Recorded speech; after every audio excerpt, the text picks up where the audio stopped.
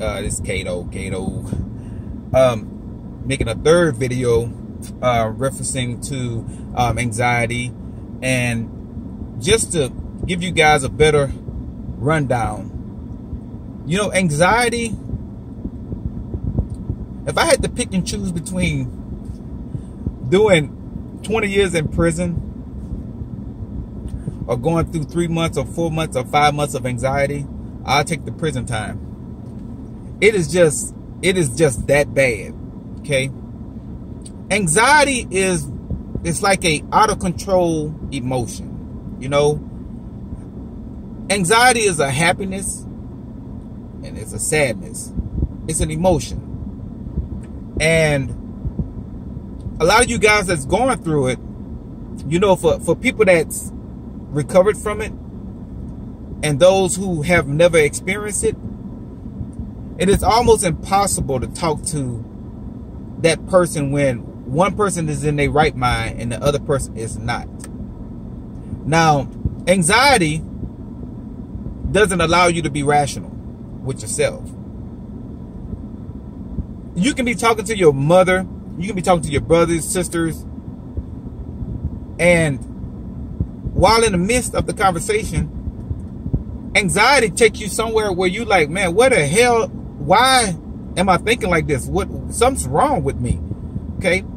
So I have a lot of clients. When I state clients, I'm just saying a lot of people that I've met online that I had allowed them to have a direct connection with me, which I gave them my information. They can call me and I talk to them, because when I went through it, I had wished that I had someone that I had a nice solid connection with, because every day was hard for me. Every day. It was days where I was depressed. It was days where I felt like I was going to die. It was days that I felt like I didn't want to live. I didn't get to a suicidal place, but I was always on the edge of saying to myself, if I have to go through another 2 months or 3 months of this, I think I may end up getting on drugs.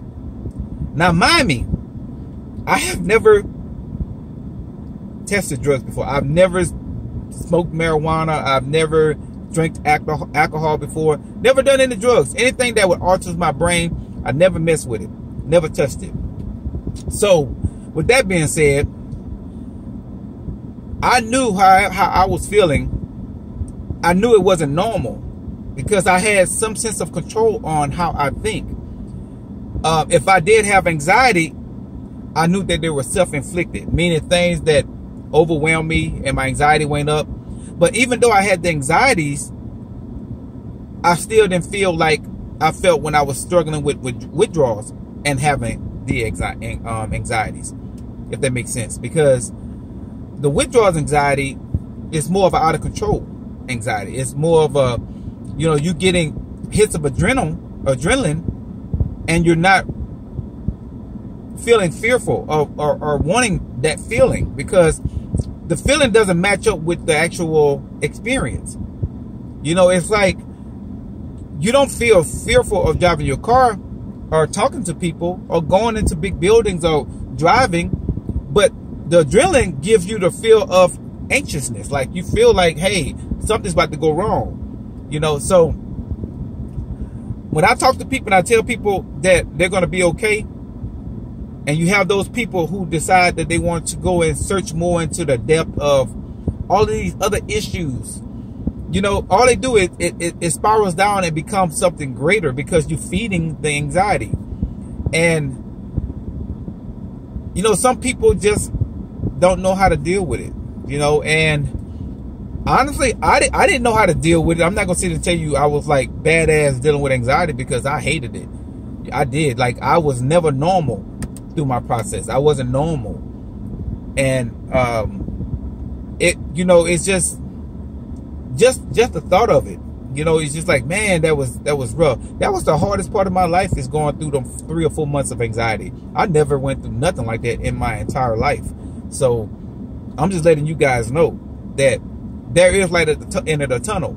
And I'm not just saying that. I mean, there is some truth to it, because you've never, or at least for me, I've never spoken to anybody that had anxiety for a lifetime and been dealing with it for a long time. The people that suffer from that for an extended amount of time, those are normally people who either smoke cigarettes, they still drink coffee, they're still doing something that's stimulating the false energy. You know, the false energy is what caffeine does. It gives you false energy. It makes you feel hype. It gives you a good feel.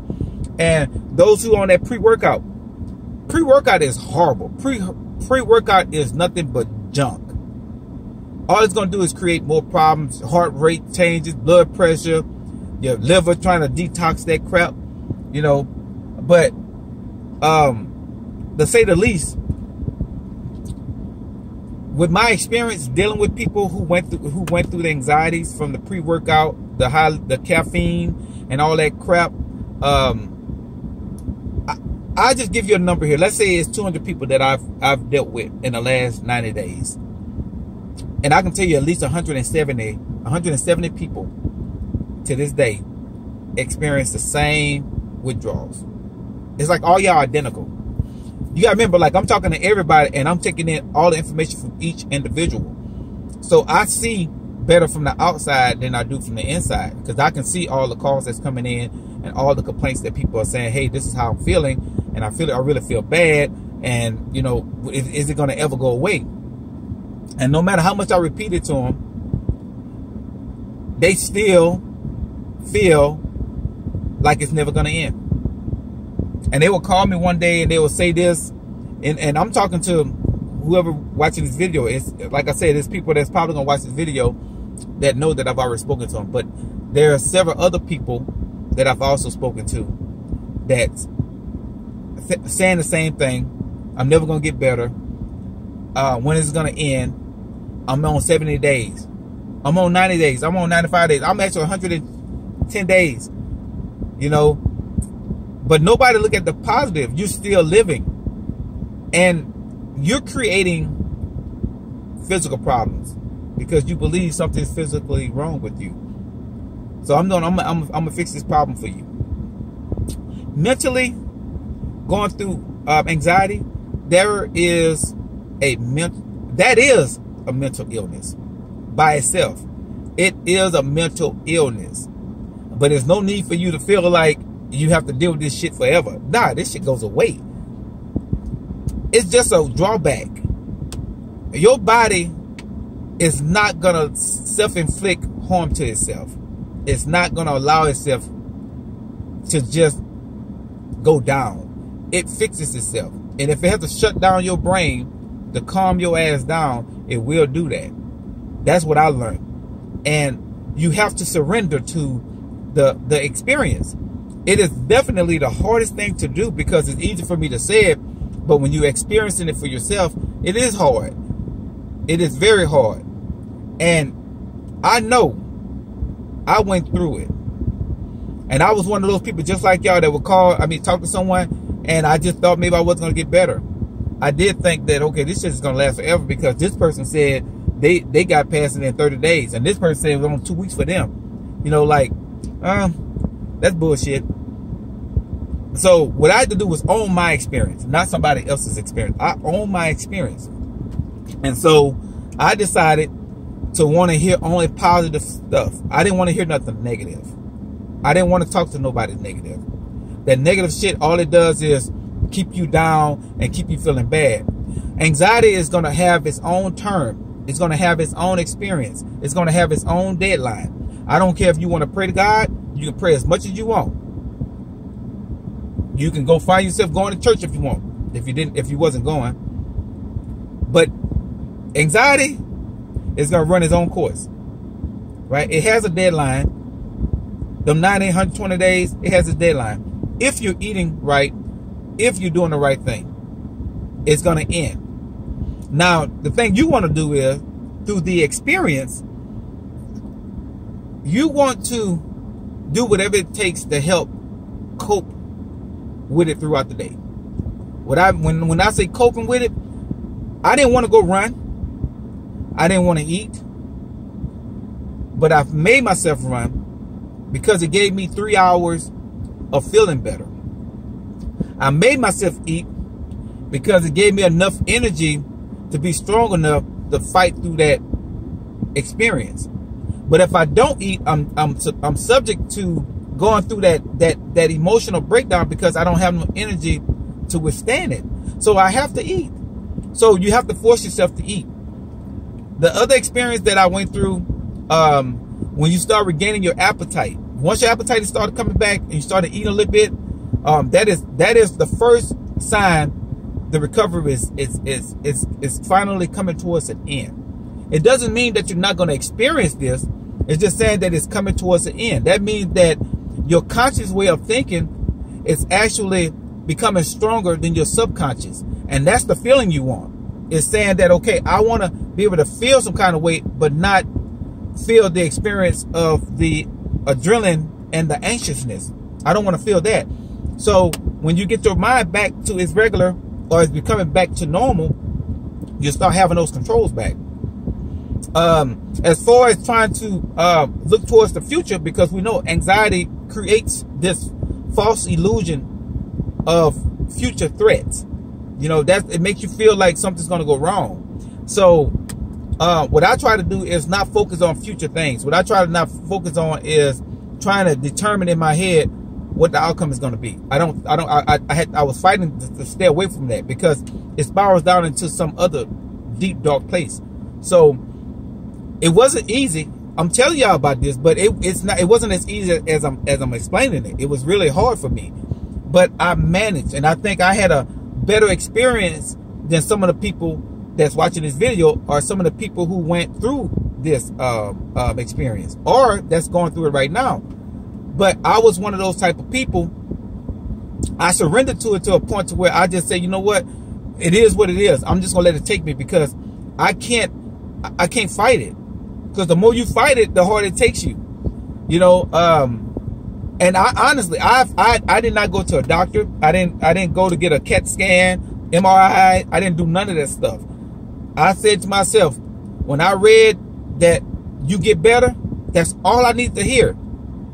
I didn't have no heart problems. I didn't have heart palpitation until that goddamn caffeine. I had sleep problems. I was going to the bathroom a lot.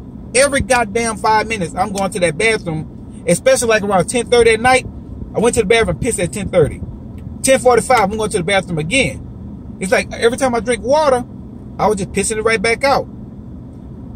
So when I got better and anxiety started fading away, I realized that I had a history of using the restroom a lot. I had a history of going to the bathroom to urinate. And I never knew that it was all due to the caffeine, because when I got off the caffeine, my skin cleared up. My back stopped raising. My throat stopped getting tight. I don't have heart palpitation. I haven't had heart palpitation since gone on 3 years now. No irregular heartbeat, which I medically believe that I had a murmur heartbeat, what they call as a irregular heartbeat. I thought I had that for years, but but I didn't know it was due to the damn caffeine. I had no clue. And all your body is saying is that it doesn't need artificial energy. It has its natural energy. We're just not tapping into it because we decide we want to be lazy and go buy something to take so it can hype us up to lift weights or to run or to have a better energy level instead of eating correctly. Now, what I want you guys to do that's going through this, do not self-diagnose yourself. Don't. That's the first thing you don't want to do. Right? Just believe your symptoms did not come from you being who you are. It came from that bullshit you was drinking. That pre-workout. That's where your symptoms came from. That's when you started having problems when you got off that caffeine. That's when you started your problem because you realized you had your first panic attack drinking that bullshit. Whether it's pre-workout or energy drinks or anything with high levels of caffeine in it. You had that experience. And then when you realized it was the caffeine, then you say, okay, I'm going to stop. So that first week you stop or the second week you stop, you was still feeling okay, but not as quite normal. But then the third week, the fourth week, you start falling off the handle. And things got rough from that point. So you had deep dips, depression, dark places in your life you was seeing, agitation, mood swings, brain fog, brain zaps, pain in your neck, pain in your chest, legs cramp, you know, scared to walk up your stairs, scared to walk down your stairs, scared to get in your car, scared to go in your house, disconnect with family.